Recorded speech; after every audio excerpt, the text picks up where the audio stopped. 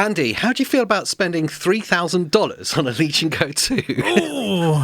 Or how about, would you like to buy my Legion Go 2 for $3,000? Yeah. Actually, mine's 4 terabyte, so let's just call it 4,000. 4,000 seems fair. Yeah. I wanted to start this off with digging into this situation with the Lenovo Legion Go 2, the Z2E variant in particular, and basically asking the question, WTF, because it is, it's not just like alarming, it's confusing and cluttered, and it feels like Lenovo don't really know what they are up to right now. Yeah. That's what I'm going to say. Yes. That's my accusation. I'll start it off with, a couple of days ago, we saw reported from the US Lenovo site that the Legion Go 2 Z2E 2 terabyte variant had jumped in price again. Second price increase. Yeah. The second price increase in a matter of weeks to $2,849.99. That's absolutely mad. And that's America, right? So that's excluding US taxes. site. Yeah. So with taxes, that's over $3,000. Yeah, it's a really good point. I hadn't even considered about sales tax there because they don't include it, do they? So, over $3,000 if you wanted to buy that variant from Lenovo Direct. The weird thing was with that, I kind of lumped this story into the story about the OneXPlayer X2 Mini. But the weird thing about this is at the same time in all the American retailers, it's still at the original post-increase price. Yes. So if you want the 2 terabyte version, it was still $19.99. Yeah, which is an insane price. Yeah, exactly. Yeah. My gut reaction, I want to get this from you straight away, is that feels like a discontinuation move. Yeah, I mean, I know everyone's going to say, justifiably, in one way, the price increase we were expecting because of the RAM hikes and everything, because of AI. But there's no way that big of a jump is because of that alone. Like, no, nothing else is seeing this like ridiculous hike in price. So, like you said, it does sound like almost like they're getting ready to just go, you know what, it's done. Which just doesn't make any sense. 6 months later, we've had GPU update. Exactly. This is where it starts to get really confusing because, well, first of all, you've got a SteamOS variant that's supposed to be landing any time, and it seems to have gone a bit quiet on that front. There's no official date on it from what I gather? Or no, they originally said June as like a placeholder date. I don't believe they confirmed it, but June has definitely been thrown around. So that's close. I mean, we're in April now, so we're only 6 to 8 weeks away.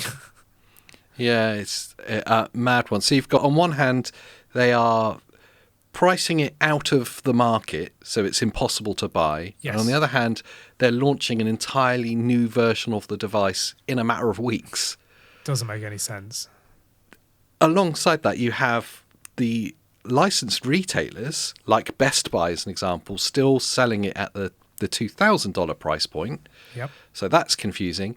To double check before we recorded this, I dusted off my VPN, where, we get your games for your uncle from. Oh, yeah. Went to the American Lenovo site just to see if anything had happened today.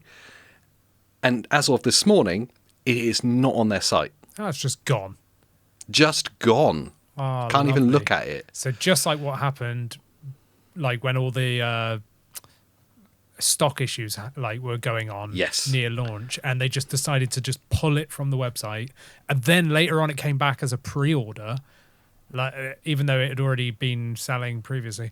So whether or not they just pull it entirely, or maybe they've pulled the page ready to show the SteamOS variant or something. It could be that, yeah.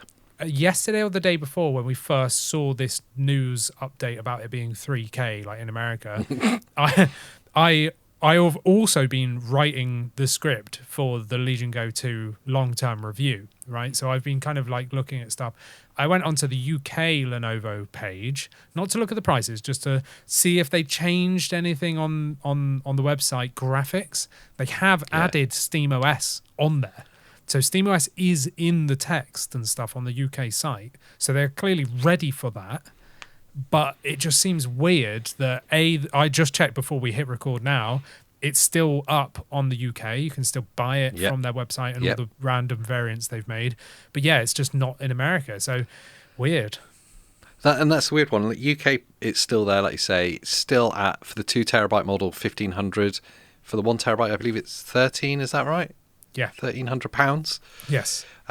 So officially still available direct from Lenovo in the UK. I'm sure it's the same for other European territories because they tend to lump the UK and Europe, maybe the Middle East as well, all together. Yeah. America does get treated differently. Whether this is a tax thing, a tariff thing, maybe the version that gets built for America, they're struggling to find that specific hardware because I don't know if they still do this, but it did used to be the case that different territories had different builds. Absolutely. Yeah, absolutely. That's just been the case with tech forever. Like, let's just sidestep to phones. For the longest time, Samsung would ship, what's their chip called? Oh, I can only remember the UK one, Snapdragon, right? So they had Snapdragon chips in the whole world, and they would boast in all their marketing, worldwide marketing, even to the UK and EU, that the Snapdragon is the one better than all. But UK and EU never got Snapdragon. We had Equinox, which was not even the same tier. It wasn't even equal to the Snapdragon. It was worse. And it's like fact, right? So we got pushed that for the longest time until I guess they got a slap on the arse by somebody, I guess. And then they quickly changed it to Snapdragon, like worldwide. But you're right, like different territories will have different versions, even if it's the same thing. Manufacturer A might be making the exact same product, but it still might vary slightly from manufacturer B that will be from a different region, which is why, like we see with panels and monitors in regional spaces, might have slightly different, top peak brightnesses or whatever, just because of manufacturing variation. So I imagine, America will be treated differently in that regard, I guess. Yeah. So it could be the fact that they're struggling to get hold of their components, or maybe they're setting up for manufacturing in the US to avoid tariffs. Maybe. I've not kept up on the whole tariff situation because obviously I'm not American. It's still crazy. So, I don't really know what's going on now. Yeah, but I don't know. The timeline of this is mad. The US MSRP was increased to $2,000 only a few weeks ago for that 2 terabyte model. I think I did a news video on it, like what the hell? Like, who's buying this at that point? Yes. I don't know about you. I love the device objectively, but subjectively with that price involved, I wouldn't be able to recommend it to anyone at $2,000. Oh no way. That's insane. There's when this launched, it was already a reach to go to that price. Like, it was $1,050 here in the UK. It was $1,350 in America, I think, right? So it was a stretch when you think the likes of the most powerful handheld we saw was the ROG, the Asus ROG Ally X, which was $799 UK and I think $699 in America. I think we got stiffed on that one. And that was already expensive again when you compare it to like Steam Deck. It was like, oh, you're paying a little bit extra there, but it was a really good device. And then when Lenovo came out with the Legion Go 2 and it's like breaking the 1,000 mark, we were all like, no one's going to buy this, even though, I did. But, they weren't expecting it clearly, hence the stock shortages and everything else. And it was like, wow, that's a high-tiered device until you start looking to the real niche, like China place, where you're looking at the AI Max 395s and stuff like that from GPD Win, OneXPlayer, and Neo, all those kind of people. And they're like mega bucks. They're like the 2,000 plus mark. And that for me is like, you're now out of my range. The Legion Go 2 was a stretch, so it was like, okay, I can't go there. So for the Legion Go 2 to now be placed in with these like serious handheld contenders, like there's just no way you can recommend it like against that. No. Like, not that I would recommend spending like 2,000 to 4,000 on one of these other handhelds, but if you're gonna be dishing out, if you're looking at a Legion Go 2 and you're thinking I could spend $3,000 on that, don't. Just buy look a laptop. Buy a desktop, right? Build a computer, buy a laptop and get a handheld, because for that price you can do all three. Literally, you could get a ROG Ally or a ROG Ally X, and that is still like really good. You could definitely get a little laptop for like doing light work and stuff, and make a gaming PC for that kind of like that money. I mean, just like get the Ally X, the original Ally X. Yeah. Get a Switch 2 so you can play some Nintendo games as well. Now you've got access to everything, and a PC, and then just moonlight to just stream over to the handheld. You're done, and you've saved some money. That's the thing. I mean, in that sense, just buy a Steam Deck OLED if you're thinking of streaming. And then just stream to it, because you can access Moonlight and Apollo and all that kind of stuff, regardless of the operating system. And then, you'll have a really nice screen to stream to. It's this is the kind of what I really wanted to kick this off with, because I just don't get what's going on. And to make it even more confusing, one of the channel members in the Discord, Materialistic, texted this morning going, "Have you seen Currys have dropped the price?" Like, what? So Currys in the UK, the kind of what was always the only retailer for these devices for a long time. Yeah, that's true. Yeah. Not so much now, but like it's still the one everyone goes to for these devices. Has dropped the price down to $1,099. Yeah, which is only £50 over MSRP, like the launch price. Yeah, which is miles cheaper than anywhere else selling it. Miles cheaper. Like £200 cheaper. I can't think what the play is there. My gut reaction to that was, that's actually a really good deal right now. So if you're in the UK or you've got access to Currys where you are, and you're thinking about it, probably now's the time. And also, because we put this out on the same day, I literally checked this morning on the Currys website. It's in stock, ready to either be collected in a local store near you or be dispatched for next day delivery. And there's 0% 12 months buy now, pay later on it. This sounds like an ad for them, and it's not. I wish it was. I was going to say, if anyone knows a contact for Currys, they can sponsor the show like any day. I'm happy for that. Yeah. It's definitely, I get it now. But my second part of that reaction is that then clearing stock? Because it's obviously less than MSRP. Yeah, that's true. Well, that is true. And it's not like a special offer sale, is it? It's not like a sale. Black Friday. It doesn't even say discounted. It is just that price. Whereas if you go to Argos, a competitor for you Americans, is another like tech place, right? It's more of like a home store, but whatever. They've got it listed, not that it's available, but they've got it listed as new and at $1,299. So 200 more than Currys has it. And they don't even have any stock, but it's there. Whereas Currys has stock, it's at $1,099 with offers on and stuff, like I said, 0% finance and stuff like that, which is pretty mad.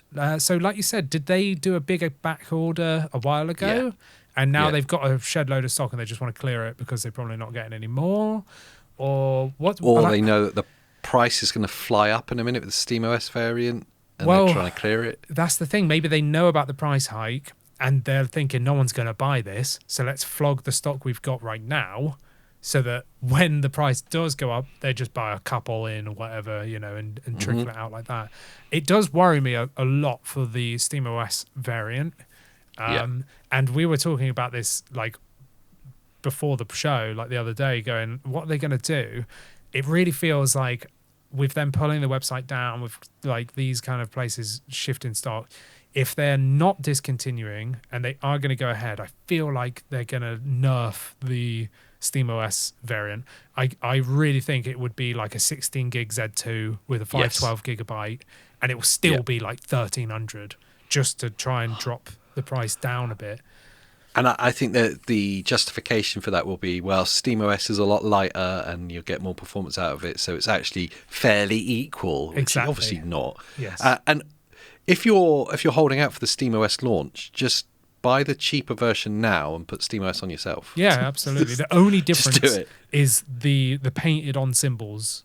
That's it. Instead of the Legion there's Tipex and there's marker pens and stuff. You can do it yourself. Yeah, but you don't even need to, because in SteamOS, I know everyone's been banging on at me for doing part 2 where I show Where's mods. the part 2 of the guide, Andy? There's been so many other things going on that's been more of a priority. It will come. But in that, I do have like a glyphs changer. So it will actually show that SteamOS says press the Legion button instead of the Steam button. So it doesn't matter which one you've got. Just put SteamOS on it. It's fine. And at $1,099 if you're in the UK, I think, I hate to say like really like definitive stuff like this, but I think right now is the last time I could say get it. Yes, absolutely, yeah. I would say if you're in America, do not buy it unless you're finding it secondhand or you find some little like independent retailer, open box or something. Yeah, open box or whatever. Someone's found one off the back of a van, that kind of thing. Then get it, but do not be paying retail. And if you're in the UK, go to Curry's like now. Be driving there whilst you're listening to this show and get ready to like collect one, because you will not find it at this price again. And whilst you do it, then phone up their marketing department and say 128KB sent us. Yes. Can you sponsor their show weekly? 5-year contract. 5 years? Yeah. Oh, yeah. But then that means we have to like say positive stuff about like Legion Go 2s that are $3,000. Wow, yeah, they've got other stuff. They do the Xbox Allies and stuff like that, and that's not had a price rise. Can we just talk about that for a second? The Xbox Ally X, which is the same spec, give or take a tiny bit of RAM and a screen, obviously, but basically it's the same thing, is $999 or $799. Is it $799 or $899 in the UK? $799. $799, £800. Yeah. And $1,000 or $3,000. Get this. Not again, it just sounds like another plug, but whilst I was digging around, Materialistic channel member also sent a link to Curry's for an open box Xbox Ally X. $699. $699? I was like, that's a good deal. That's good deal. Good. Like, if you can even find like an Ally X at that kind of price, it's still good. So an Xbox Ally X at $699, that is a steal. Like, that is actually really good. Like, that kind of stuff I can recommend. That's why we always say get the OG Ally. Like, I've got some, well, they're behind my chair or whatever. But like the OG Ally is still an amazing buy. The best buy is the OG Ally X, because that is literally like the best price to performance ratio you're going to get. But if you have to pay new, then either get an MSI Claw A8, like AI, whatever the hell the name is, or an Xbox Ally X. Like, and that's really hard for me to say because I love the Legion Go 2. Like, if the Legion Go 2 was still retail price of what it was originally announced at, and you could still do the like cheats I did to drop the price even more by like changing the drive out on their website and stuff like that, then I would all day long recommend the Legion Go 2 for the people that want that OLED screen.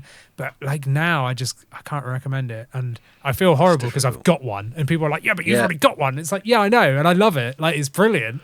But there's no way in hell I'd spend $3,000 on that. Like, there's not just a chance. No way. It's insane. Yeah. No way. No way. It's just... Even the $2,000 mark that it was, the MSRP was increased to, like, it's Still just not worth it. I didn't even pay $1,000 for that.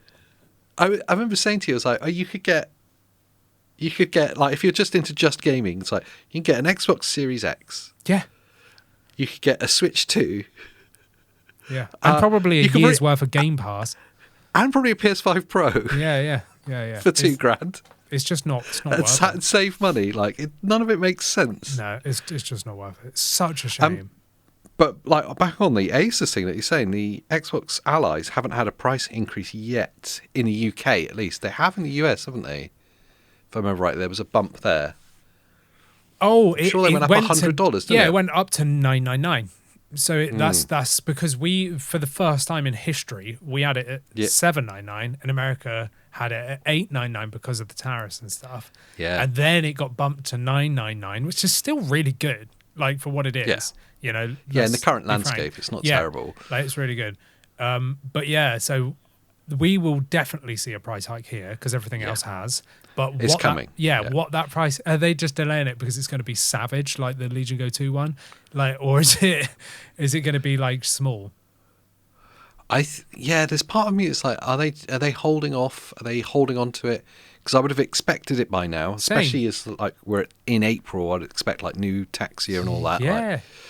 Like, maybe that's it. No, it's still not happened. And then I kind of think we're not far off of announcement season. Yeah. Are we though? Well, it's not like April. When was the Ally X announced? Wasn't it April the 1st? and it launched in October. Yeah, that was the original Ally. The original Ally was April 1st. Because everyone thought it was a joke. Because it was on April Fool's Day. I just remember the April 1st thing. Yeah, that was the OG Ally, but then it became true. And it was like, why did you announce it? Why didn't you just do it on the 2nd or something? Do you know what I mean? Like, why was it on that day? Never announce a product on that day. We're not far off of like announcements happening anyway. Yeah, I suppose you're right. Yeah. Maybe it'd be pushed into the summer whilst this kind of like prices of stuff start stabilizing and things. I would, going off of Asus's track record at least, and all the others, I would expect a new variant of these devices this year. Yes.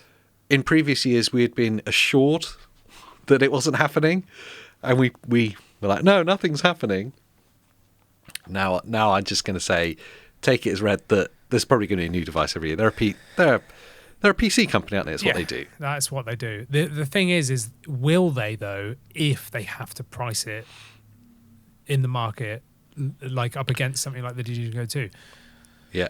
So here's like a little thought experiment for you then.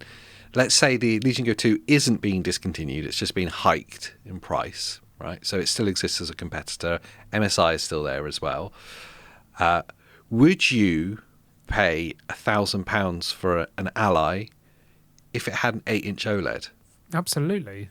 That's a no-brainer. Yeah, it changes everything, doesn't it? Yeah. I'm like, the thing is we hyped on the Allies for so long, and people were adamant that we were like being paid off for it. There's literally that was not the case. It's simply the device was the best, against other thing we'd used at that time point. And then when the Legion Go 2 came out, it's like, well, that's now the best, because the upgrade path didn't make much sense going from an Ally X to an Xbox Ally X. I'll still stand by that. It's a marginal upgrade. It's like, if you don't have one yet, get the Xbox Ally X. If you've got an Ally X already, it's not really much point. Just hold on. Yeah. We've been saying that. We're saying that forever. Yeah, but jumping from an Ally X to the Legion Go 2 seemed like a huge upgrade because of the screen. But if Asus released an 8-inch OLED VRR Xbox Ally for $1,000, that's all. Everything changes again. It would be that would be the recommendation. Totally. And there's every chance that any variants that get released this year may even still be on the Z2E as well, like we saw between the Ally and the Ally X. That's exactly what it's going to be. Same generations, isn't it? It's going to be that. Yeah, it's just going to be a screen difference, because that was the number one thing that everyone complained about. It's the only thing they can change. Could you imagine if Asus do release an OLED variant? It's not in collaboration with Xbox, this one, because that was like a one-off. Oh, yeah, it's just an ROG again. Just an ROG product. Could you imagine them releasing a SteamOS version? Wow.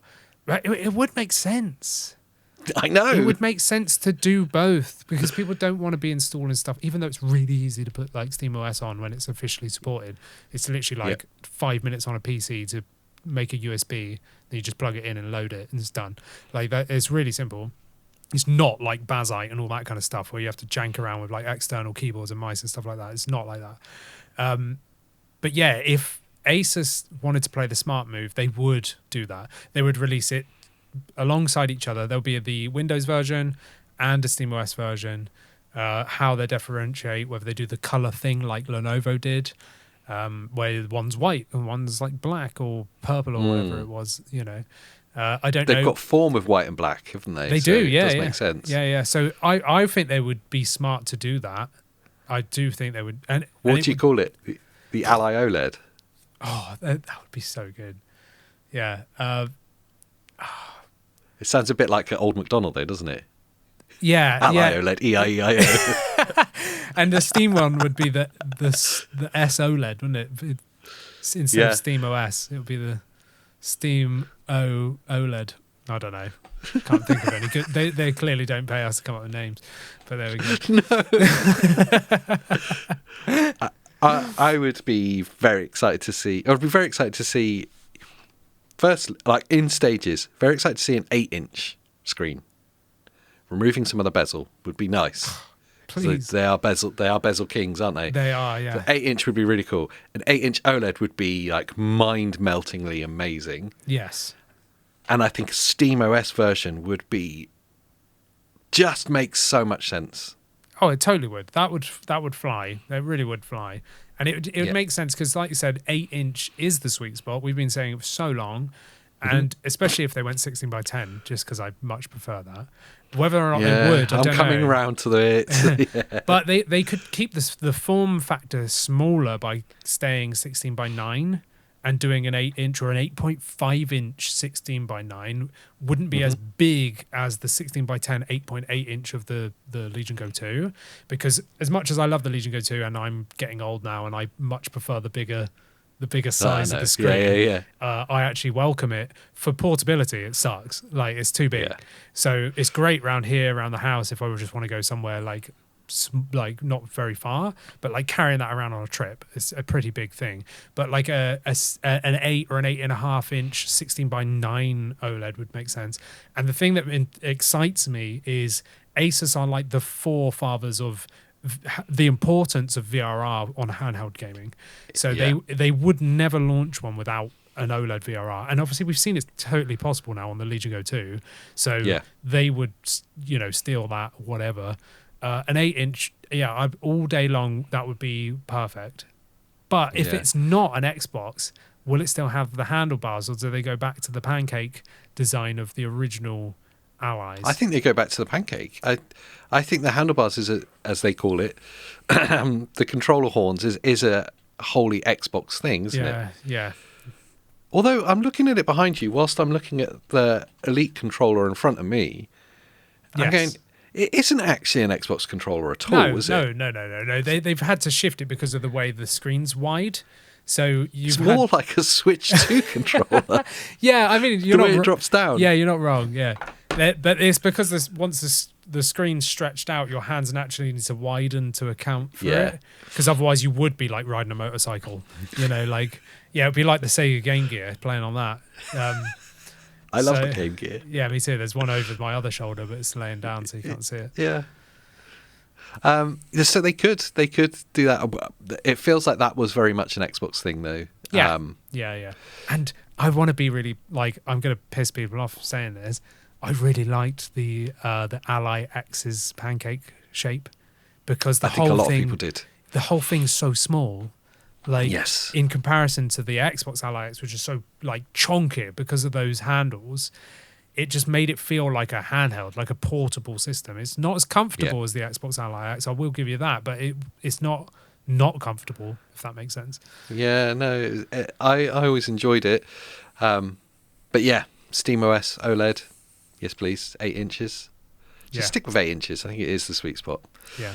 That would be that would be really cool. But back to the Legion Go 2 thing, I don't know what they're up to. I don't know where this goes now. I just don't know what they're playing at. How can they justify doubling the price? That's got nothing to do with taxes and increases of SSD price and RAM price. They can't justify putting the price that high. That's just pure greed, isn't it? I don't get it. Yeah, and the fact that then very quickly afterwards it's taken off the website entirely, which is, like you said, was exactly what they did when they couldn't really stock in time. It feels like there's stuff happening behind the scenes anyway that we're unaware of. Yeah. That seems clear. That's the worrying part. But yeah, if you're in the UK, you can still get it for £1,099. Then do it if you're on the fence. Yes. And if you want SteamOS, just install it yourself. Yes. And with that, I want to say, welcome back to the 128KB podcast. Yeah, what's up? Yeah, we're back once again. Due to lack of popular demand, as always. Yes. That demand is so lacking that I believe I'm right in saying that we have both played the same game in the same week for the first time in a long time. That's amazing. That's true. Yeah. Replaced. Yeah, replaced. I've been waiting for this. And I know it's niche. And I know it's it's not got the interest of some of the big hitters that drop. But we both were really excited when we first saw the first trailer on, I think it was an Xbox Developer Direct. Yeah. Last year sometime we saw a trailer for it. We're like, oh, hell yeah, that looks amazing. Yep. And you know what? It's totally lived up to it. Oh, I love it. Yeah, it's totally up my street. It's totally lived up to it. Yes, I'm a big fan of like 2D action platformers and Metroidvanias and stuff like that. So this falls right in my cup of tea. I really like the dystopian kind of vibe. It feels like Blade Runner or something like that, or The Running Man or something like that, you know, like 80s vibes. Really, really like it. Again, like that kind of pixel art style. Love it. It's just fun. I know it's a little slow on the old, like there's no run. So you're just kind of going at the speed that you're at. But it's an experience. You know, stuff's happening. You're kind of always on the run. It feels heavy. Yeah, it feels like heavy. Consequential. Yeah. Yes. Like your actions have everything's deliberate, which is really nice. And at first I was like, I'm not sure about the speed of this, because it does feel a bit chunky. But actually, it makes a lot of sense. The pacing of the movements and everything make a lot of sense to the game. Like you say, the style, aesthetically, it's beautiful. I have to say, for a 2.5D game, like a side-scroller, it is the most three-dimensional world I've ever seen. Yeah, really. More than like games like Dread that have done that really well. Yeah. I think they do it absolutely. The sense of depth and dynamic to the world. And I like that it's quite impactful when it happens, because you're like inside quite a lot. And then all of a sudden you're outside and it's like, whoa, like I really feel like I've just gone outside, even though it's a 2D, like, you know, platformer. It's really cool. Yeah, really it's like subtle camera movements as well, which I like, which kind of will show off a bit of depth. Like when that really, I won't do any spoilers, but really early on, there's like a sniper train that's like stalking. I think it might even be in the demo. It's in the demo, yeah. That's where the demo starts. So you'll have seen it, but like the camera movement gives you a sense of like you need to pay attention to what's happening in the background now. Yeah, absolutely. It's really cool. Yeah. And the use of lighting in it for what is like a pixel art style. Yeah. It's beautiful. I think they've done it really, really well. Yes, playing it on the Legion Go 2 was really nice. You know, I bet. It just looked great, big screen and stuff, you know. I bet the HDR was really nice on that as well. I don't know if it supports HDR, you know. Like there's no in-game HDR settings. So I was a little bit disappointed with the game's settings front, because you literally just have resolution. And that's it. And you can see on the paused menu, because it's kind of transparent, so you can still see the game behind. You can see that as you change resolution, like assets are changing. Like you've got shadows are changing, and the way stuff it's not just dropping the resolution; it is doing like a preset drop. But weirdly, on the Xbox Ally, doesn't matter what resolution you choose, the performance is the same across the board. Which is like, weird. So you also just go native and be done with it. Yeah, absolutely. Yeah, 1080p on that you can do for sure. And it was another game where, and I forgot to say about this in the actual like Will It Run video, on the Legion Go 2, it's another one of those weird Windows games where it only goes to like 80% GPU utilization. So you totally should be getting more performance, but you're just not. So I reckon if you've got it on SteamOS and you're running it on the Legion Go 2, you're going to have a better time.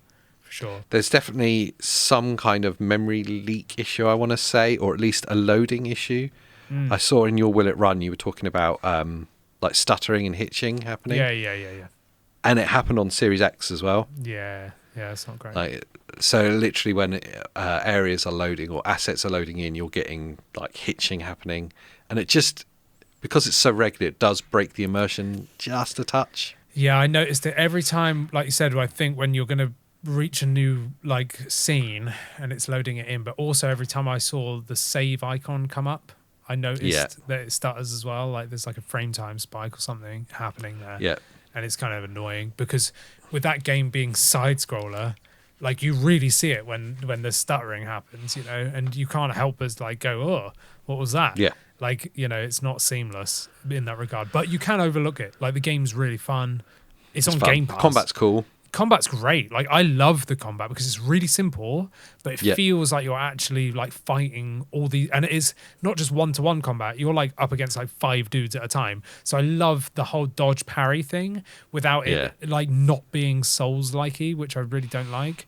Like I like it being very like, it's not so reactive. much about the timing, is it? It's like it's more just reacting. Yeah, reactive. Like you see the yellow flash above the head and you're like, oh, I can parry that.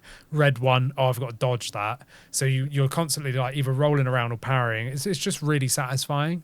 I like it a lot myself. Yeah, I think it's very stylish. If you've been sat on it, like I said, it's on Game Pass, so just do it. Free hit. Great game and perfect for handout. I wonder if there would be a Switch 2 version of it. Oh, it'd make sense if they did. Yeah, no talk of it yet, but that would make a lot of sense because it feels ready made for it. Yeah, they've got to look cool on the Switch. Yeah. Talking of Game Pass, then, Asha Sharma, Xbox's new Lord Almighty. Yes. After she took over from my job when I got fired. Yeah, she quietly got rid of Phil Spencer. Yeah, got rid of me. She has been quoted as saying this, that Game Pass is too expensive. Wow. This is an Who would have guessed? Story that's developed. I think everyone's been saying that since they put the prices up. Yeah, twice in like 2 months or whatever it was. Yeah, it was around 6 months ago, I think, the final price rise was. Yeah, something like that. When they gave us all what we really wanted, which was like Fortnite Premium bundle. Yeah. Do you want to play Fortnite? You can get some skins. No, I'm not 12. I want to quote her, and then we can talk about it. Game Pass is central to gaming value on Xbox. It's also clear that the current model isn't the final one. Short-term, Game Pass has become too expensive for players, so we need a better value equation. Long-term, we will evolve Game Pass into a more flexible system which will take time to test and learn around. Did they listen to our podcast where I went absolutely ape on this whole section? Because there's one thing there that makes them, like, I think they need to credit us with this if it goes through. Credit you, because I remember your rant. Oh, yeah. So she said there, flexible. So we plan to move it into a more flexible system. So imagine if it's what I proposed, where you just choose what you want, and it literally will create you a bundle and give you a price. Like maybe there's set ones, but if you want to tailor an experience, like, no, I just want that, and that, like, like whatever it might be. Day one releases. Yeah, I don't care about the back catalogue. Yes. And actually, I don't need Call of Duty as your like premium game. Yes, and I don't care about Fortnite, but I want like top end streaming, like 1440p 60 streaming, like that kind of stuff. And you tick the boxes of what you want, and then it will pop out like a price that could be a lot lower than if you are forced to pay their ultimate tier. Like, so it would say, do you want PC and Xbox? And you go, no, I just want PC, or no, I just want Xbox. Like, and then you could just literally create your own bundle effectively. Like, that is the way it should be. Every single one of these freaking streaming, like any of these online things should be that. I hate it. It's the same with YouTube. Like, I just want to slap them. Like, it really pisses me off. I knew just bringing it up would get you. I know, would get you going. I saw it in the notes and I was like, oh. And within minutes, he's back onto the YouTube music thing. Yeah, it pisses me off. It's because I hate adverts on YouTube, right? So I want YouTube Premium, but I'm not paying YouTube Premium when I get like free music and stuff. It's like, no, like I don't want that. And it's like whatever else. Can I tell you something that's also happening over there? That I think you're right. We'll see this across the board with subscription services. YouTube have announced there is a new tier of YouTube Premium that's cheaper with no music. Yes. Yeah. There you go. So it's a bit more flexible. But at the same time, they did increase the prices. Yeah, I saw that. Yeah, which is even more reason why I'm not going to do it. But, I'll deal with the adverts. I'm fine. Exactly. Yeah, I'm with you. Not on the soapbox bit, but I'm with you that a more flexible subscription service for Game Pass I'd be well up for. Especially as I was putting the notes together for the video, I forgot how much they've increased it to. Yeah, it's gone well high, yeah. $30 a month or £23 a month for Ultimate now. Yeah. It was 15.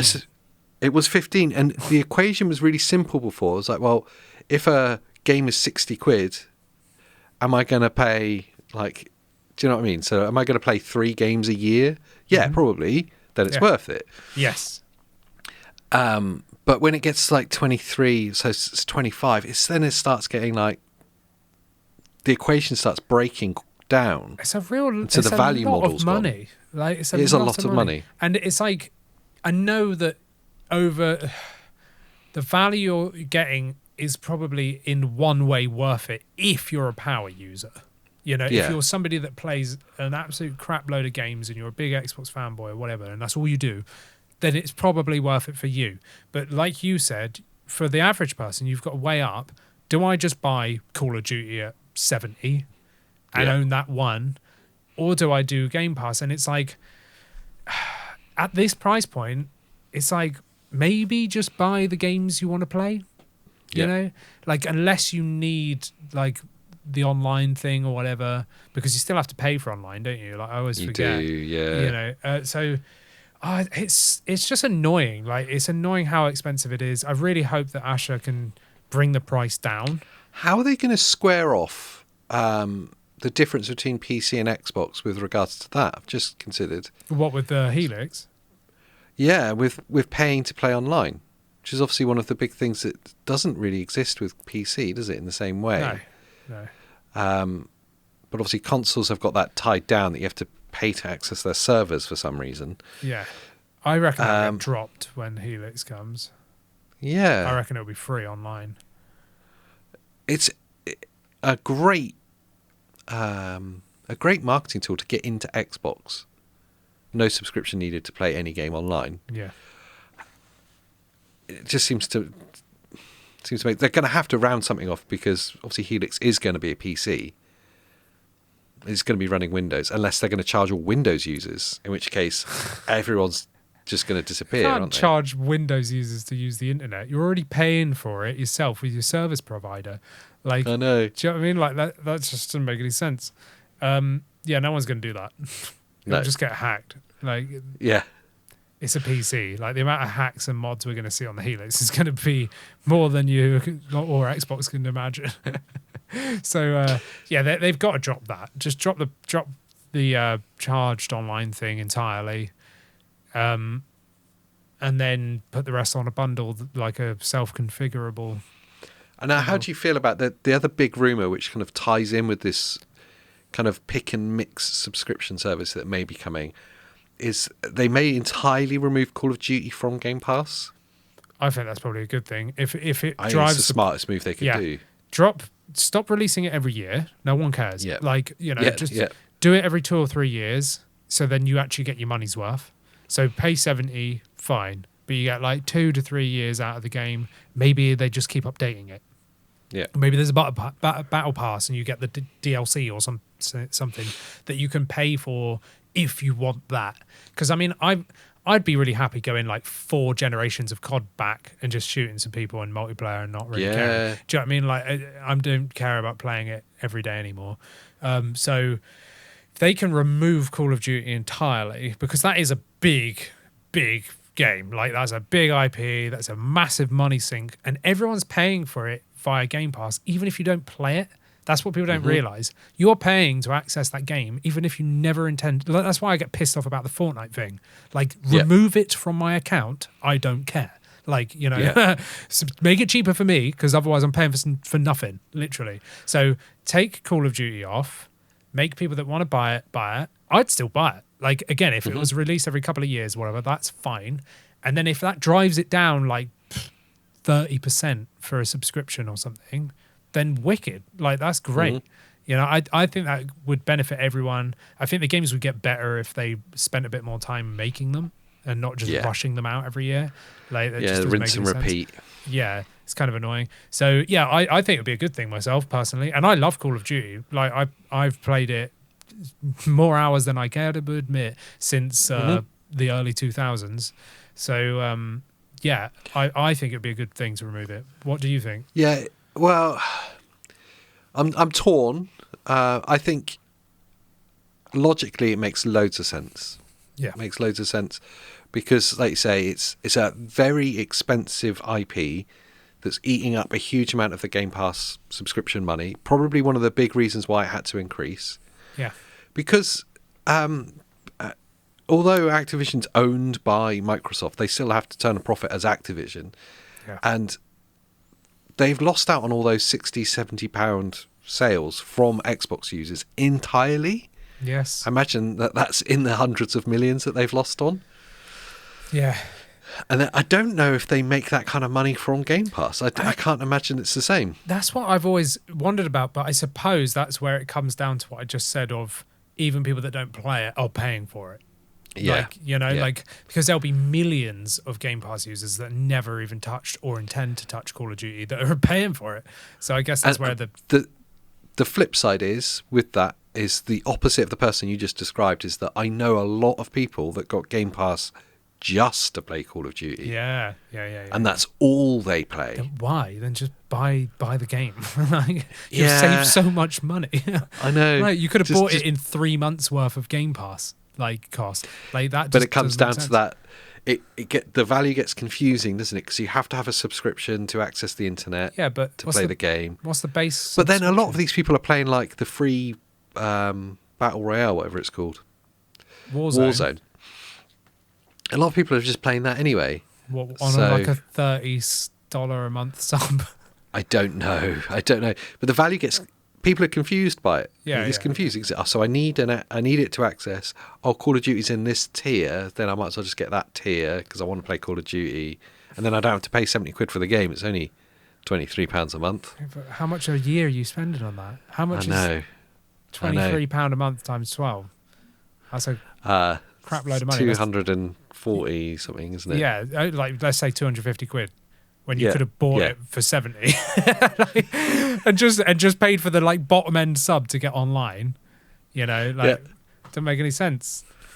I know. So like, there's that part. It makes a lot of sense to me that it's coming out, but I know that also there's a lot of people that jumped in just because of it, and it is a big draw. It is a draw. Can't take that out. It's a big draw that it's in there. I agree with you, but I also think it's a waste of money for either way. Like, if you're a COD player, just buy the game. Like, you'll spend less money. If you don't care about COD, then you'll no longer be paying for it because they'll remove it. Do you know what I mean? Like, everybody wins.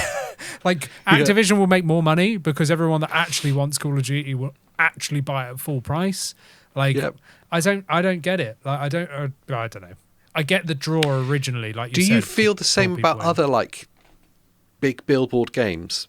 Should Game Pass not be these massive AAA experiences? Or should that be a, if we're talking about a pick and mix flexible style subscription, should that be a band of games? Yes, absolutely. Yeah. Like AAA day one. Yes. Day one AAA. Yeah. See, if I'd selected that in my configurable list that I've patented, so Xbox, so if you want to use that, so like 25% of all Microsoft. 25, that seems a lot. Not just Xbox either, like whole of Microsoft. Like that's that's the deal. Division, okay. No, that's Ubisoft, the division. Oh yeah, sorry. But yeah, so if I was on my little drop down tier, I would select the give me the AAA thing, and if that included Call of Duty, then so be it. Then that's the price I have to pay, and I do play it. Like, so every year I would go, it's the new one, I'd play. Yeah. So if I had the choice of like day one AAA, like big stuff, Doom, Indiana Jones, Jones, E-Day, Gears of War, like Call of Duty. If all that is a tickable yes, like the big AAA titles stand out, Fable for example, all day long. Yeah. I would select that box knowing that I'm saving money by deselecting Fortnite and other shit that I don't want, Then now it makes sense to me, and it won't be £23 a month. It might be 15 again, and I'm only getting what I want.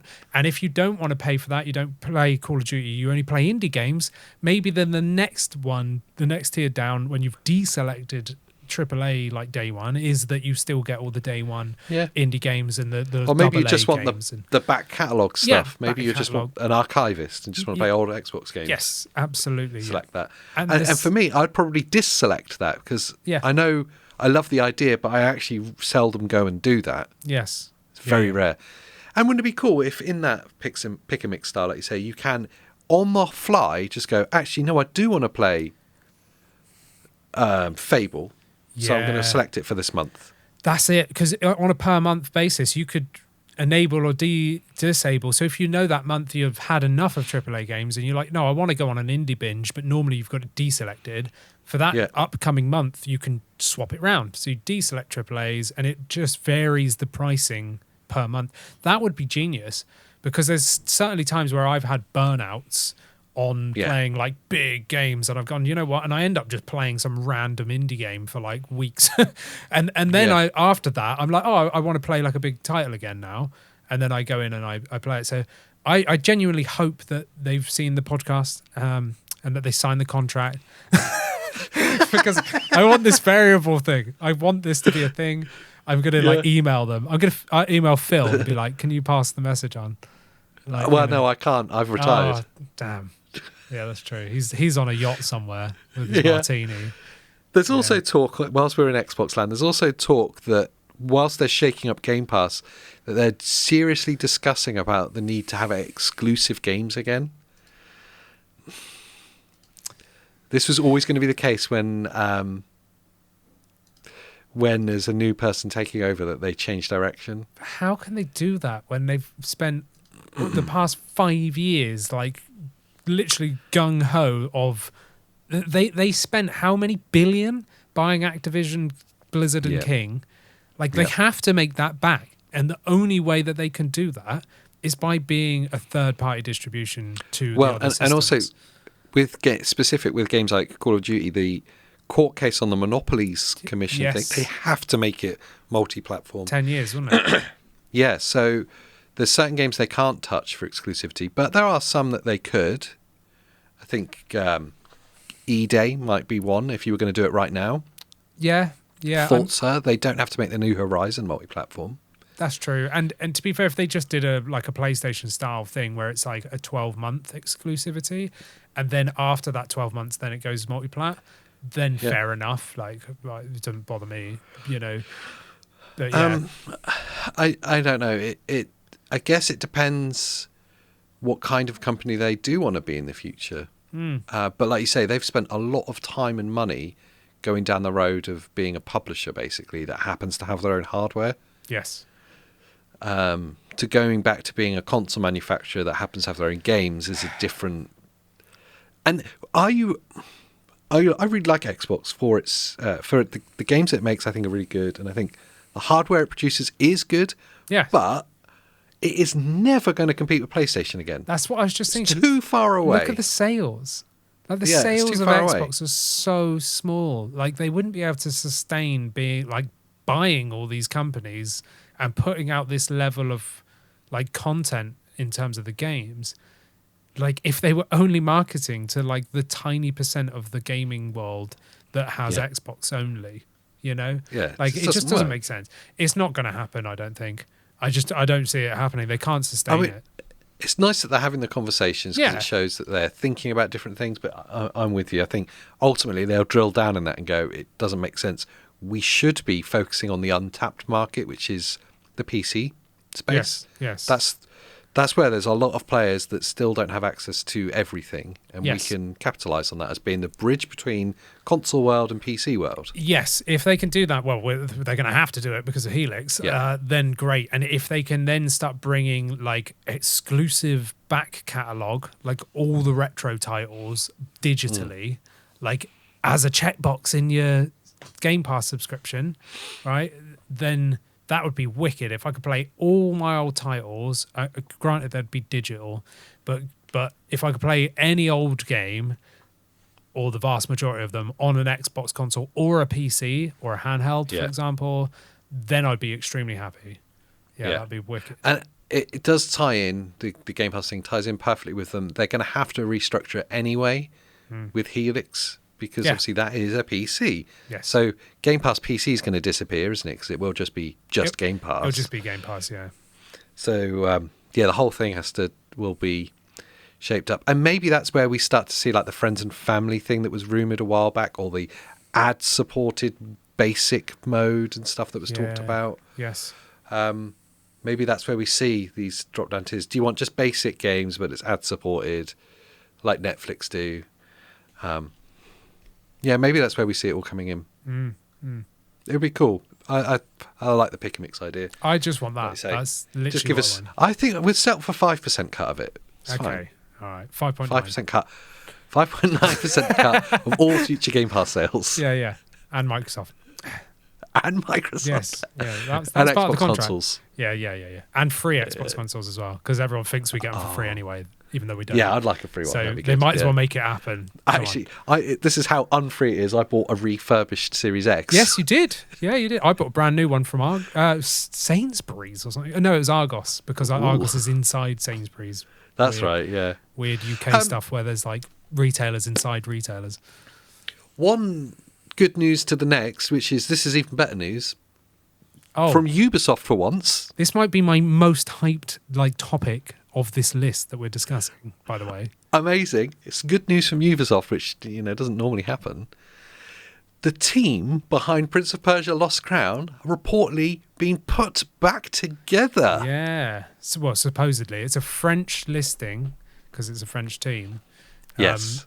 I don't know how much truth is in this, but I am extremely excited, because the whole... I feel so bad for that team, because when they announced Prince of Persia, the Lost Crown, I was... Oh, my God. I was so hyped. They were so passionate. They did the video thing.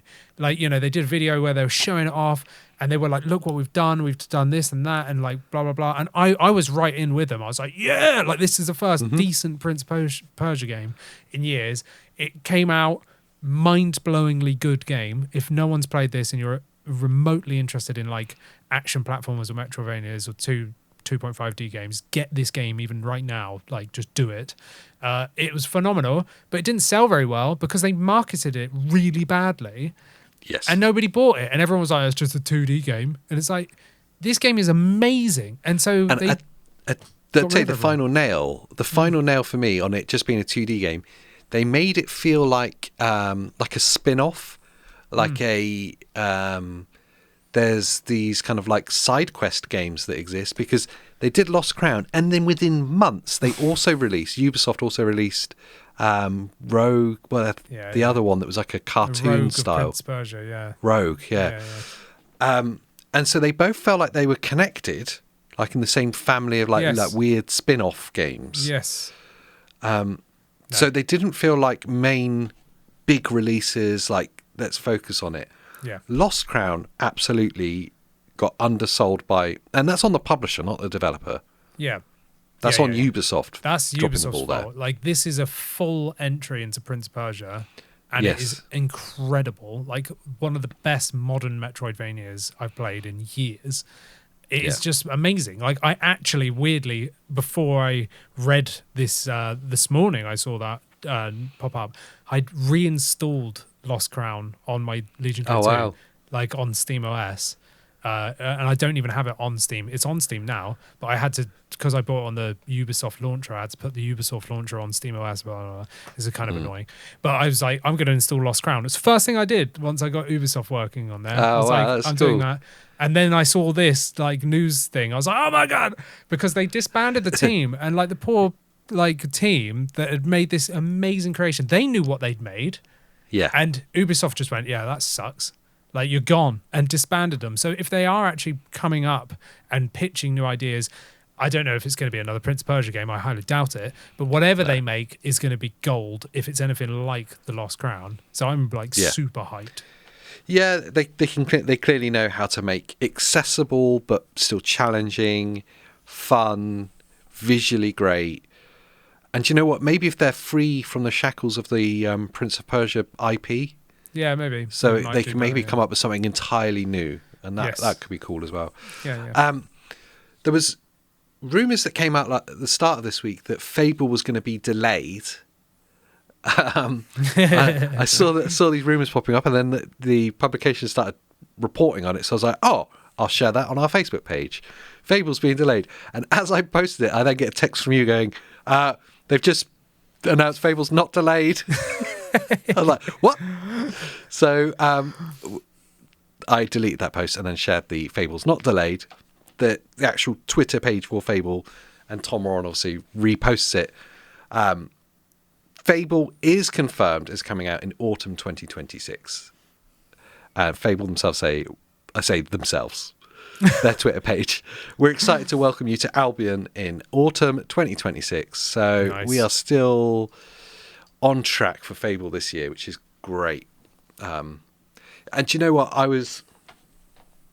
When I first saw the story that it was going to be delayed, I was like, do you know what? If they need more time to make even more time, because it's already been delayed once, isn't it? If they need even more time to make it perfect, then do it. There's a lot of games coming out this year. Absolutely. We're okay. I am all for them delaying this game. Like, if it means that it's going to be the best Fable it can be. Because, again, Fable 1 is one of my favourite games of all time. I've played that game so many times. They kind of get worse as they go along. But Fable 1, like, that is a visionary game. Like, I remember playing that on the original Xbox, and it blew my mind. And I still love it. It's one of those games where, when you got nostalgia for a game and you go back and you replay it and you go, that actually kind of sucked. Like, yeah, that happens a lot. Yeah. This is not that. Every time I load that game up, I'm back into being like 12 years old or whatever I was back then, and being like, this is incredible. And I love it. So the new one, just everything I've seen so far of it makes me incredibly excited. I love how they've still taken the like, you're a kid and you're going to grow up and be a hero. Like, kind of, they've just taken the same kind of like plot pretty much from what I can see of the original and stuff. And well, all of them. And yeah, I'm really excited. Like, so if it is delayed, I don't care. Like, let it cook. If it's not delayed and it's ready, then brilliant. Then I'm all for playing it later this year. My only worry for them, because it's a huge release.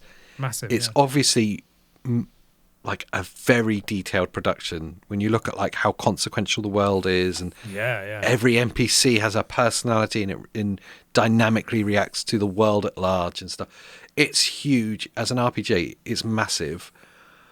With them stating autumn as the release, my only worry for a game of that size is GTA 6 is a very similar time frame. That's November. I got you. Yeah, I got you. Does the sales and game time of one cannibalize the other? And it's not just Fable that I'm worried about here. I think it's all games at the back end of this year are all going to potentially fall into the shadow of GTA 6. Depends. Is GTA 6 exclusive to PlayStation? Like, do we know yet? Like, because I don't think we know yet what consoles it's coming out on. Yeah, it's definitely not going to be Xbox. PC. No, I'm pretty sure it's Xbox and PlayStation for now. Yeah, because they're living in the past, because they still think it's 2011 when they dropped GTA 5. Yeah, I'm certain. Well, it's not been confirmed, but the talk about a year ago from Rockstar was they won't release on PC. So, yeah, no, it won't. It won't be PC. Nah, it will be Xbox and PlayStation, because that's what Rockstar are like. Valve, they've forgotten how to make a game because it's been so long. Like, the last game was like, I think Valve have made more games than Rockstar. Yeah, like, it doesn't surprise me. So at least they did Half-Life Alyx, didn't they? Yeah. Rockstar have done GTA 5, GTA 5 remastered, GTA 5 remastered, GTA 5 remastered, and it goes on. And GTA Online. Oh, and GTA Online once, that they made it once and then just left it running. Yeah. And make like billions from. I'm with you. If I had the choice, GTA 5 or Fable, I'd get Fable. I'm just going to say that right now. I would play Fable first, and then I would then go and buy GTA. Mm-hmm. But I'm biased because I'd rather play GTA on PC. So I'd just wait the 5 years it takes them to port it. I know this is away from Fable, but the problem I have with GTA 6 releasing so late into the console cycle is that it's exactly the same as GTA 5. Exactly, yeah. That I rushed out day one like everyone else did. Got GTA 5 on the PS3. Yes. Yep, same. I completed it on the PS3 in a couple of weeks and like had an amazing time. But I was well aware. I was like, this doesn't look great. It's a bit crap. Like, it was like it didn't live up to the ambition that it clearly had. No, not at all. And then obviously PS4 comes out like a year or so later. I get the PS4, find myself with a copy of that game because we all did somehow, and played it again. Like, oh, it's so much better now. Yes.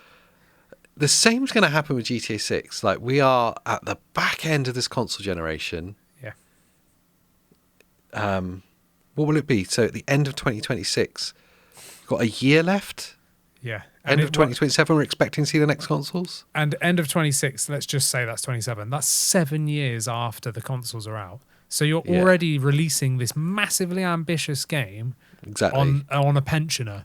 You know, that's what pisses me off about Rockstar. Wait until the next generation, launch it day one on the frickin' week the thing launches, and it will fly. Like, because everyone's ready to buy a new console, and everyone would be ready to buy that. So they would go and pick whatever the most powerful console is, or their preference of Xbox or PlayStation, and then buy the game as well. It just doesn't make any sense.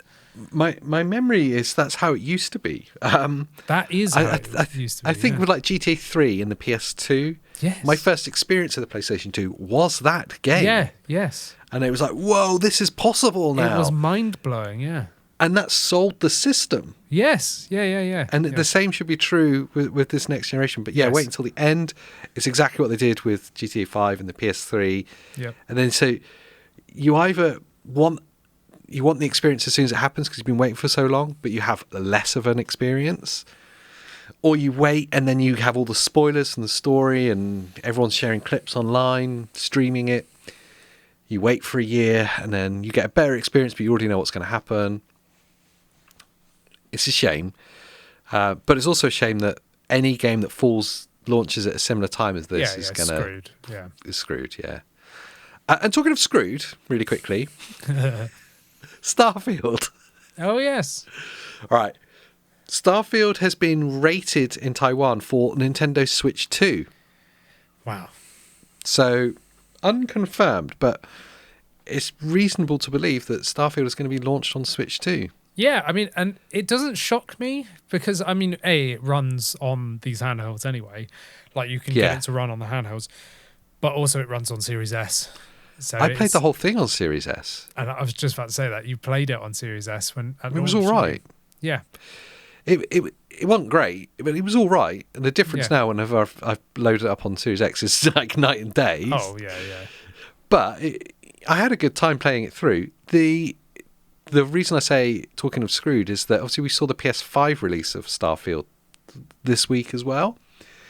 And Bethesda, to their name, everyone is having an awful experience. Constant crashing. Constantly crashing. Most people can't even get past the intro. You know the intro scene where you're in the mine and you come out and then the raiders come down or whatever it is. Yeah. They can't get past that. Can't get past that. It just crashes. That's like the first 5 minutes of the game, literally. I know. Yeah. Wow. I guess Bethesda just like forgot how to port to PlayStation. They're like, it's so long. What is this system? How to game code.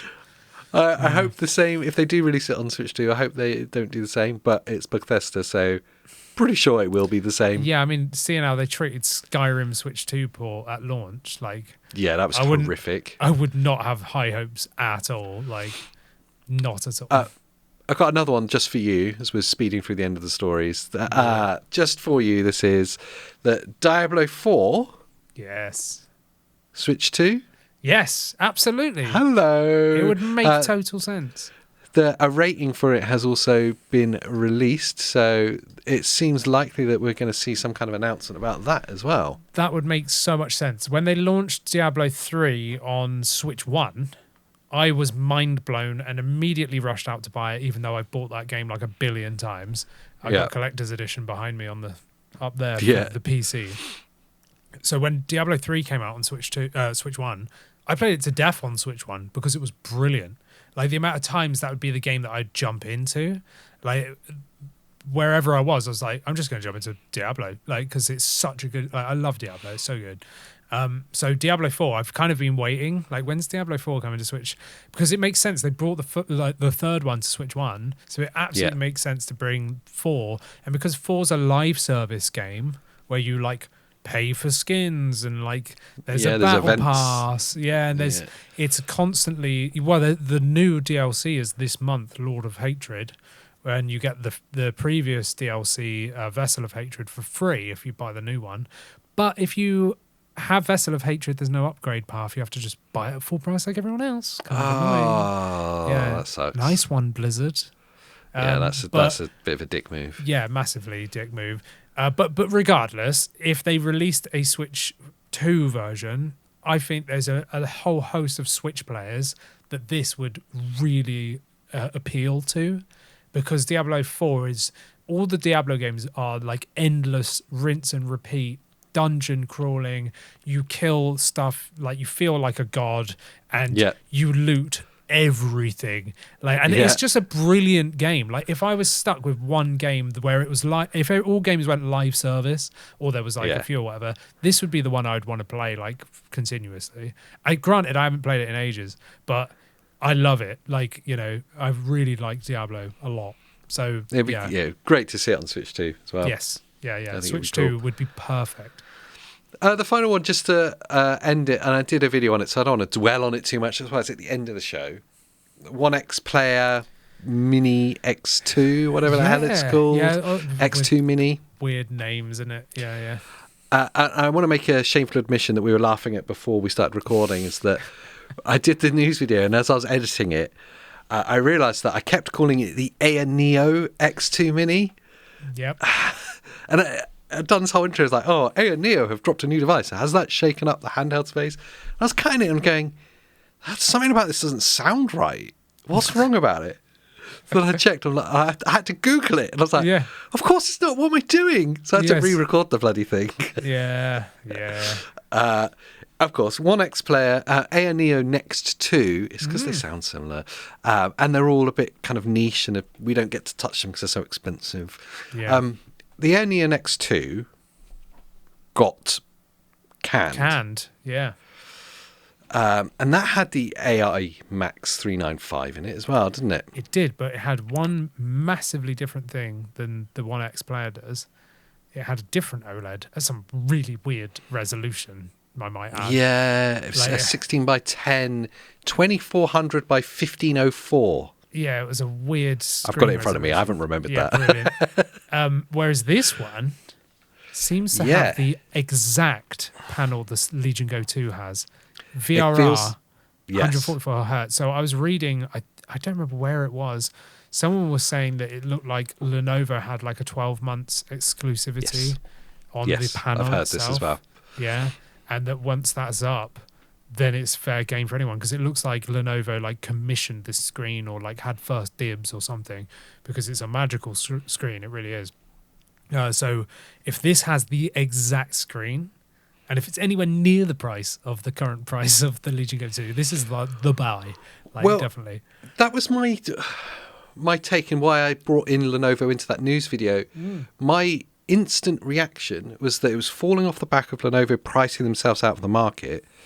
This is launching with what looks like exactly the same screen, 8.8-inch OLED, VRR. Like, I've heard the stories that Lenovo had 12-month exclusivity on that panel. The OneXPlayer X2 Mini has detachable Joy-Cons, exactly the same as Lenovo, except that this has got a centerpiece that you can connect them together with. Yep. It will also ship with an optional accessory of an attachable keyboard. Yes, I've seen which is kind of cool. It's great. Because then it fully kind of like places itself as a laptop alternative. Notebook. Yeah. Yeah, an 8.8-inch laptop, but you've got the AI Max 395 in there. No talk about what memory or storage configurations there are. It will still have the 85 watt-hour external battery, which is gross.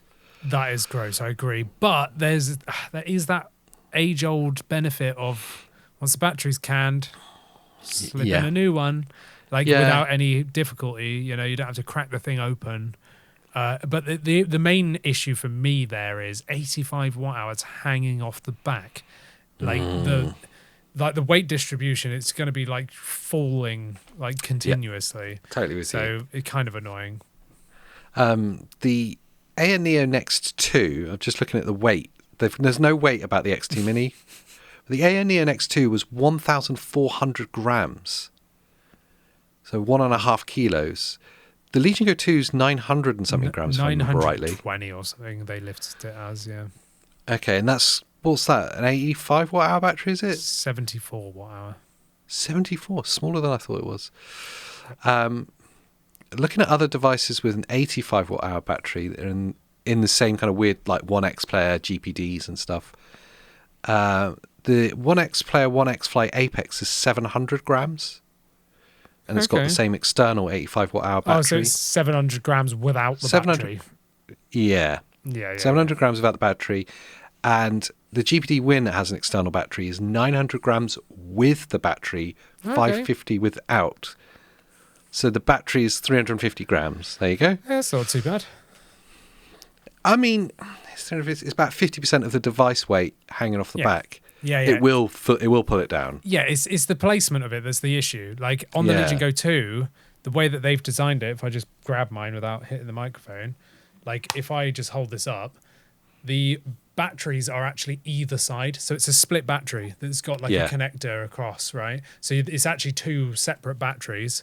So 74 watt hours, so there's half in one side, half in the other.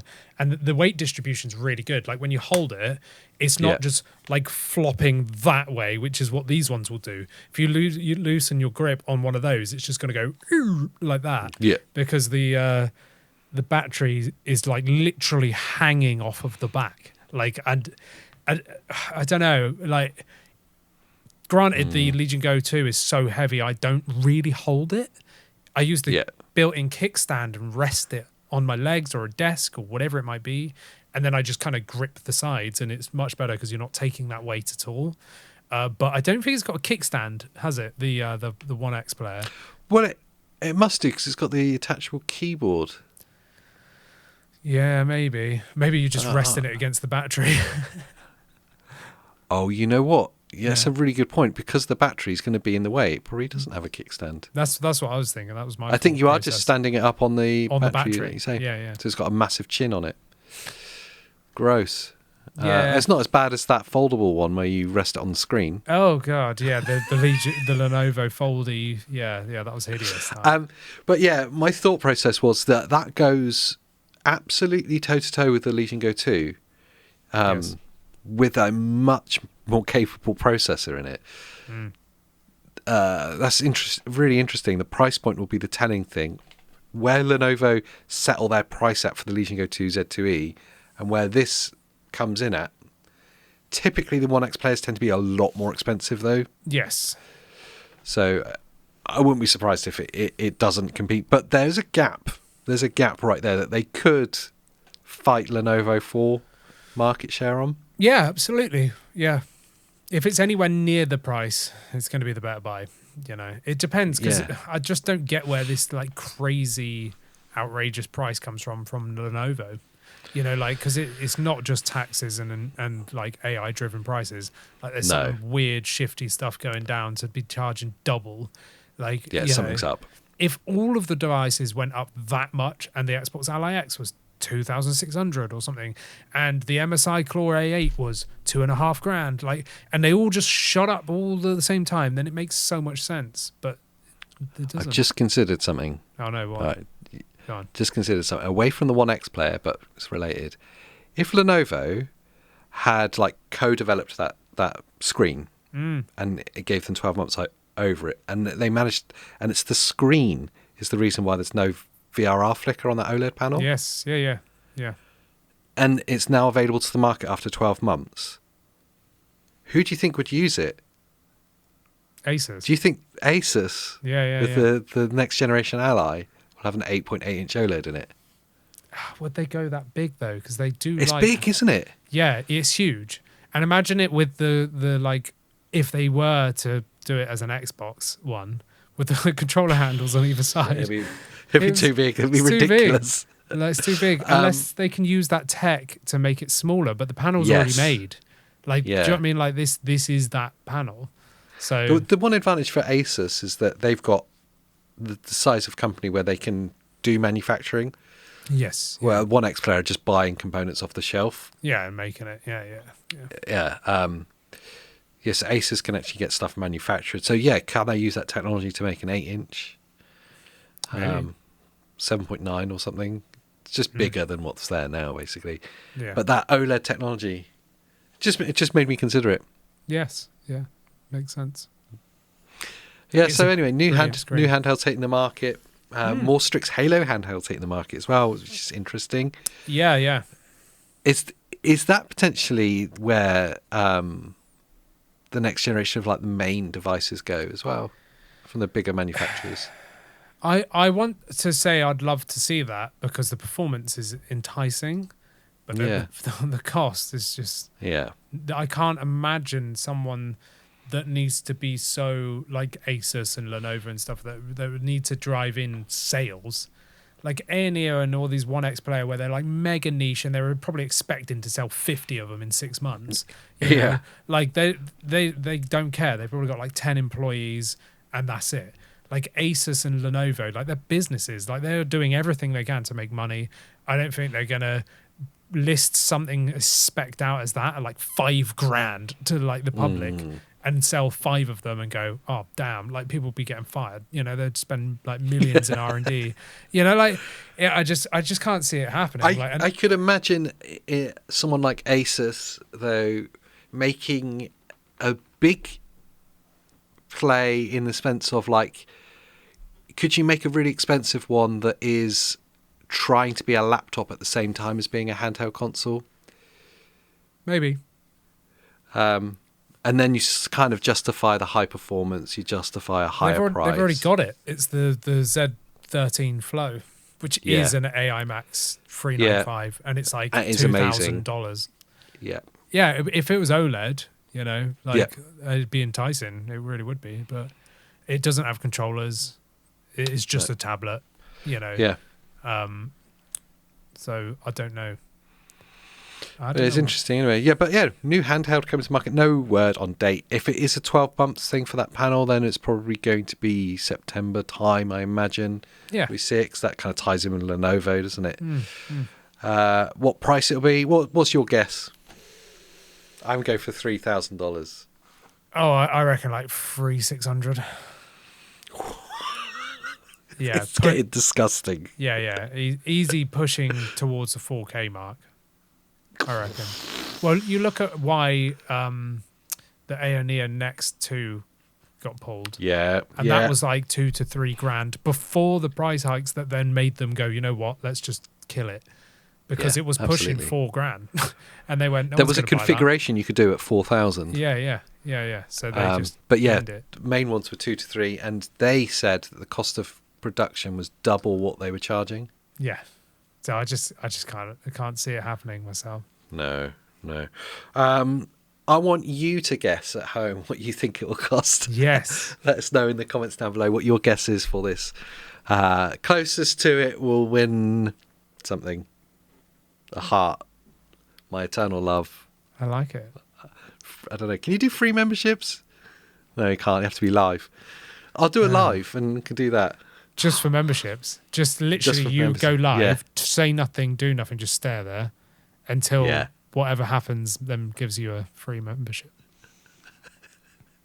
Well, I get the free membership. Yeah. You just gift it to yourself. I've always wanted to be a member of the channel. I've always wondered what happens in that Discord.